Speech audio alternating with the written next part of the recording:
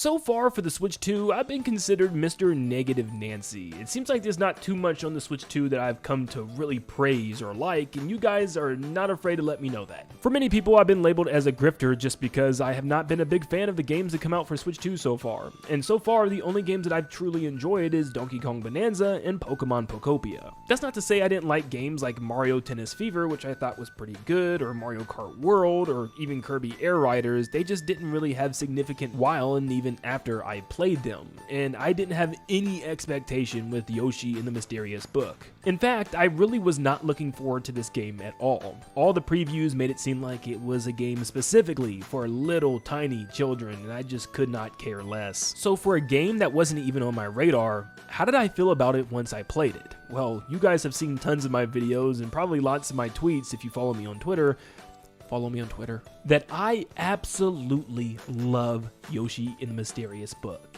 In fact, it has grown to not only be a major love of mine, but my second favorite game on Nintendo Switch 2 right after Donkey Kong Bonanza. Now, I'm sure a lot of you guys are completely shocked by hearing this. I know, that's a pretty bold statement for something like a 2D Yoshi game, but allow me to explain in this video why I like this game so much, because I have now completely finished this game. Not fully 100%, because to 100% this game, it requires a lot, and I'll get into that at the end of this video. But I've completed this game, done all of its extra levels, and spent about 20 hours so far in this game, so I think I'm ready to talk about my experience. But real quick, we are just under 8,000 subscribers away from reaching our goal of 400k. I have some videos planned for the 400k special, so please make sure you leave a like and subscribe to help us get there. You guys can make that happen super soon by just liking and subscribing right now on today's video. Thank you so much, and let's dive into Yoshi and the Mysterious Book.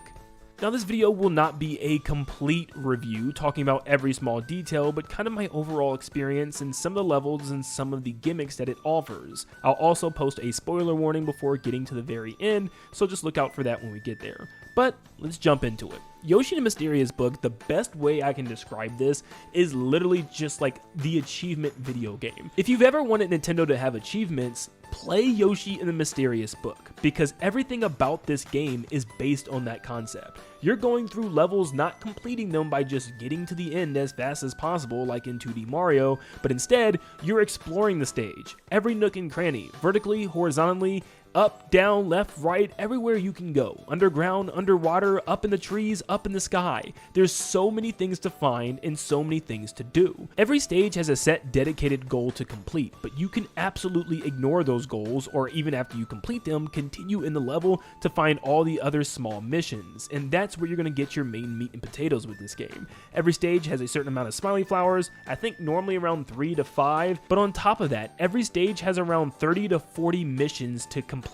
And we're talking about 5 stages spread across around 10 chapters, which means you're looking at around 50 total stages with these unique creatures. And what makes it so great is not a single one of these stages repeats the usage of a certain creature. You will always have a new creature to use, which is so exciting. Now, some stages might use other side creatures that you didn't have the main focus on in past stages, but they'll be brought in a new light that is a completely different gameplay mechanic. For an example, one stage might have these little spring creatures that hop around, and they are by no means a main creature for this level. It's just like a little background bug that you can collect with the main creature, but eventually you'll have a level where these things are huge and you're tiny, and they're transformed into the main creature this time around that you actually ride and hop around on like a pogo stick. Or in the very beginning of the game, you'll mess around with these things called scatter puffs, which are little puff balls that you can put on trees, on other enemies in order to infect them.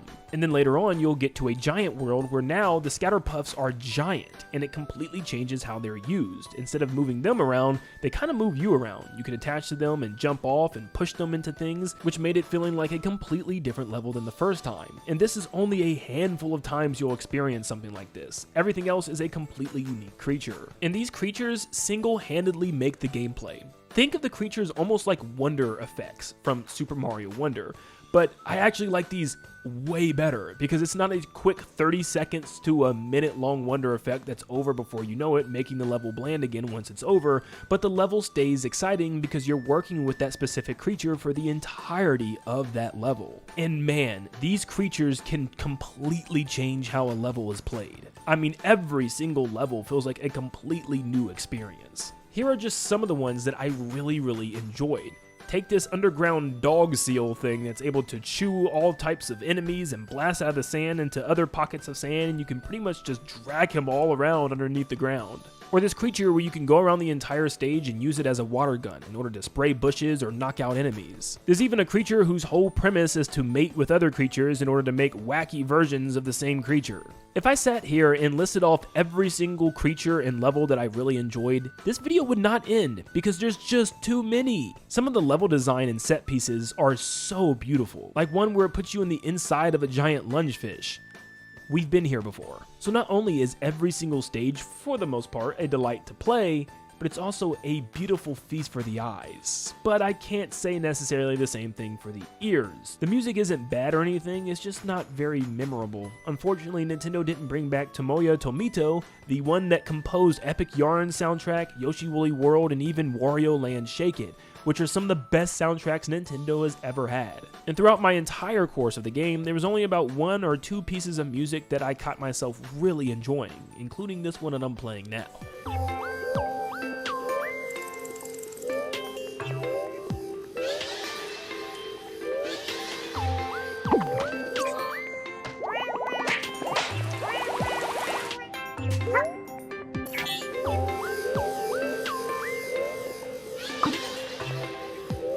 It's a shame, because as good as the space soundtrack is, not every other stage follows. In fact, 90% of the game has music that's very forgettable, where almost every single stage had a banger soundtrack in Woolly World. Now, Yoshi and the Mysterious Book is by no means a difficult game. In fact, it has really no difficulty at all. You can't die, and even when you're looking for things, it's not like it's a hard game to finish. If anything, it might be a little difficult to find smiley flowers or certain missions, but there's tons of ways to get hints, where you can use your coins in order to pay for mission hints, or you can unlock eventually a smiley flower finder.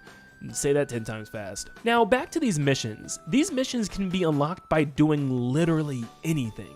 And I genuinely mean anything. As an example, when you first encounter a new creature, your best bet is to just do things to it, because you will get missions unlocked with that. Like, I'm not joking. Lick it, it will give you a mission, even if you can't eat it. Ground pound on it, jump on it, or throw it. Hit it with an egg, because odds are you will get immediately almost like 5 missions unlocked from just messing with the thing. Now, some people might look at that as overkill, or it might even feel a bit like Super Mario Odyssey's moons, where sometimes they're just way too easy to find. But like I said, these are for the most part optional. You only need a certain amount to unlock future worlds, so if you want to do all of these, it's literally just a completionist thing. Now, the range is all over the place here. Some of these can range from ridiculous things like flipping the skateboard up in the air a couple of times in order for it to spin fast enough to give you the mission. Or you'll come across some missions that are extremely in-depth. One requires you to eat every bug in the jungle with the net creature, but in order to do that, you need to break through the trees and the leaves as well. Now, the only way to do that is to give a chili pepper to the net creature, but there's no chili peppers in this stage. Well, that's your job to take the already enraged flower in order to have it grow chili pepper plants near the flowers at the bottom of the stage. This now allows you to break through every bush and shrub in the entire stage. And you'll be like, wow, that was pretty deep. That feels so satisfying. For the next mission to be, put the net down and let it eat you. Now, I can definitely understand where some people will find this frustrating, especially if you want to go for the full 100%, because there's so many missions in every stage, and some of them are super obscure. Even the hints sometimes are not enough to completely give you away what you need to do, even if you pay for multiple hints, which you can pay for up to 2 hints per mission. But I don't know, something about it is always so rewarding, and it always like scratches that itch that I have. I don't know, as someone that has a lot of OCD, this is kind of a game for me to complete everything. Like, another really cool one was the inside of the giant lungfish. You had to break this giant wall cavity in order to release this egg that has a live fish in it for some reason. It's weird because it's a normal fish in an egg, not a baby lungfish. But your job is to break it open and then throw the baby lungfish on top of it in order for them to eat it completely, which is so cool. It's stuff like this that gives this game such a rewarding feeling in order to complete every single stage all the way through. On top of that, there's a bunch of stages that will actually have you revisit them in order to interact with a new creature that's in that stage as well, which kind of gives you a secondary mission to complete. Now, maybe you missed that classic jumping into a stage and just completing a mission and then hopping back out. That's what these extra missions are for. You'll jump into a stage and have a clear dedicated goal, with most of the other creatures taken out of the level. You'll jump in, do your task, and then you're done, which normally has you chasing down a new type of enemy or exploring with a new enemy that's in that area now. Now sometimes these missions can be super simple and basic, like hey, we added some Neppy nuts to this water stage, so you had to collect all these coins. Without even a time limit, it's just kind of relaxing, you know? That's what this game is. Without a difficulty curve or any health or lives, it's not about trying to stay alive or having difficulty in the first place. It's about experimenting and having fun with the creatures and stages. And this was a game that absolutely showed me that you do not need difficulty to have a fun time. Now this game doesn't have a focus on boss battles, but there are some, and there's some moments that are kind of like boss-ish, kind of like event moments where you need to rescue Bowser Jr. and Kamek from some type of thing they got themselves into, like using this giant creature in order to bust through a castle to save Bowser Jr. But occasionally Bowser Jr. will try to fight back, and these are really a bunch of nothings. I mean, you can't take damage, so most of these fights are just spamming a move in order to eventually take them down. Which is weird because, you know, lots of times Bowser Jr. throws things like bullet bills or bomb rocks at you and they don't really do anything. So it's just like, what's the point of this? However, I do want to talk about the two final bosses in the end of the game. So this is probably where you want to head out because I'll be talking about post-game after this as well. Once again, this is your final warning. Now this game has two endings, the first after the first 6 worlds, and the second ending, which is the true ending, after the last 4 worlds. Now the first ending, which takes you to the first final stage, I know it's confusing, it lets you use this creature called the Bewilder Bird, which allows you to transform him into any creature that you've messed with so far. Which is pretty crazy. It's an entire stage where you get to use all these different creatures in order to solve little puzzles to get through the stage. This is genuinely genius, and I've seen some reviewers say they wish the entire game was like this. Now, I don't necessarily agree. There's something nice about having a contained stage with one specific creature to mess around with and learn about. However, it would have been nice to have at least one of these stages per world, so that way at the very end of the world, you could have a stage dedicated to revisiting all those enemies that you've learned about in that dedicated region. Now the level actually finishes with a real boss battle with Bowser Jr. here, which is actually pretty interesting because normally at the end of Yoshi's Island, Kamek turns baby Bowser into giant grown Bowser, but he can't do it here probably because he doesn't even realize this is Bowser Jr. That's for a whole different video. But this boss battle is completely up to you how you play it. You can fight Bowser Jr. with whatever you want and however you want, as long as it can deal damage in some way. Now, even though he does have a health bar, you don't, which means there's still no difficulty. Even though he's using attacks, they don't really do anything, but it's still a lot of fun and has tons of replay value. I want to go back and use even more creatures that I got in the last 4 worlds. At least I hope you can, because that would be so cool. And there's a second ending that's the true ending that takes you to the moon, well, kind of, and gives you the Bewilder Bird again. It's not a full stage, which is kind of unfortunate, but instead you use it for one final boss fight. And I'm not gonna lie to you, I wasn't even expecting this game to have boss fights, let alone a final boss fight. So this was news to me, and it was actually pretty cool. And I already posted a video about the actual story behind everything, but it's actually deeper than just let's get Bowser Jr., which is like one of the first for the series. There's actually pretty unique lore that involves the story of the moon that's actually not the moon, and what happened to the world back then, and who's the owner of Mr. E and the creator of the book in the first place. I mean, there's information about everything, which is pretty daggone deep, and I definitely did not expect the direction that they took it. Now, after completing the 10 main chapters, you will unlock 2 extra chapters, which are full of bonus missions. Now, these missions can range from just some simple things like collecting certain creatures in order to fill out a chart from smallest to highest, which you have to do certain things to manipulate those creatures in order to fill that chart out properly. Or you'll come across some stages that has you racing with each creature to see who will be the fastest, or escort-like missions that has you protecting a certain creature from taking damage. These are mostly trial and error, and you can just mess around and eventually you'll get it, nothing too difficult. However, some of the final extra missions can get kind of crazy, like this one where you have to guard this pirate ship of clouds from taking damage until you reach the end, and I managed to finish with only 2 clouds remaining. But throughout the entire game, there was only one creature and one stage that made me want to pull my hair out. It wasn't super difficult, it's just the mechanics are so bad it was just frustrating. The stage that has this dedicated worm creature was already annoying, and it wasn't terrible, but this bonus stage made me really hate him. Unfortunately, he doesn't bounce high enough or turn fast enough in order to work properly, so it feels like you're playing a game with horribly low sensitivity where you can barely move left to right. So many times this creature requires absolute precision and the perfect angles in order to get the bounce right to the next platform. So for the most part, these bonus stages weren't bad though. In fact, some of them were actually pretty fun, and they were nice little extras to have for the end of the game. And for rewards in this game, you actually get more story information and lore pages, which is always great. But as far as smiley flowers, you get the dumbest reward possibly ever. I think I actually missed the golden poop from Breath of the Wild. You get a bunch of HUD icons. Some of these could be useful, like finding certain fruits or finding a certain smiley flower in a stage, but the rest are just stupid. I mean, there's some that gives you a health meter, and Yoshi doesn't even have health in this game. Now, like I already stated, I'm about 20 hours into this game with still every level I need to go back and collect all the missions and extra smiley flowers I'm missing in order to fully 100% complete it. And I can see that taking me to easily around 40 to 50 total hours, which is crazy for a Yoshi game. This isn't like Crafted World, where its replayability hinged completely on just doing the same stage over and over and over again, like going throughout it backwards or looking for somebody that's hidden in each stage. This has you going throughout every single stage but fully exploring everything the stage has to offer, seeing every mechanic that every creature can do, and what the stage as a whole can do.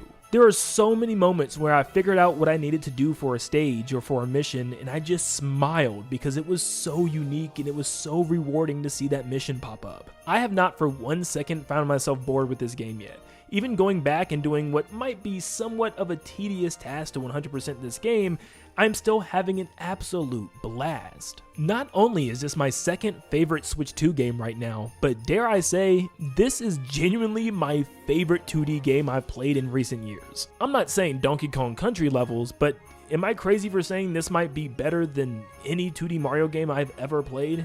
I liked it that much. This completely shatters the traditional 2D platforming that we're always used to. The simple hop on a couple of enemies, collect 3 of something in each stage, and reach the flagpole. It turns well over 50 creatures into like 50 special power-ups for Yoshi, where no 2 creatures, or shoot, no 2 stages for that matter, plays the same. I was already shocked at really enjoying Pokemon Pokopia as somebody that doesn't like life sims, but man, Yoshi and the Mysterious Book was a true shock to me. After really loving Woolly World, but unfortunately coming off of a very mediocre Crafted World, I was definitely not that excited to see yet again another 2D Yoshi game from Goodfield. I was really hoping they went the Princess Peach Showtime route and gave us our first 3D Yoshi, and I still kind of wish that. But between the Mysterious Book, Woolly World, and the original Yoshi's Island, I truly don't know which one's my favorite right now. That's how good this modern installment is. So I still haven't finished my 100% completion yet, and it's probably going to take a very long time in order for me to do so. But as this game stands right now, I'm going to have to give the game none other than a 9 out of 10. For reference, Donkey Kong Bonanza is my number 1 spot for Switch 2 at a 9.5 out of 10, and Pokemon Pokopia at around an 8.7. If you've been on the fence with Yoshi and the Mysterious Book, and maybe you think it's too babyish or something, don't listen to Nintendo's marketing, listen to mine. This game is definitely worth it, so I highly recommend you give it a shot. Also, feel free to let me know if you enjoyed today's video, and if you did, leave a like and subscribe, because I plan on doing a massive ranking of every single creature in this game, which like I said is about 50 plus, so it's gonna be a pretty big video, so let me know that you enjoy that by leaving a like and subscribing today. Thank you so much for tuning in, and I hope you all have a blessed rest of your day. See you guys.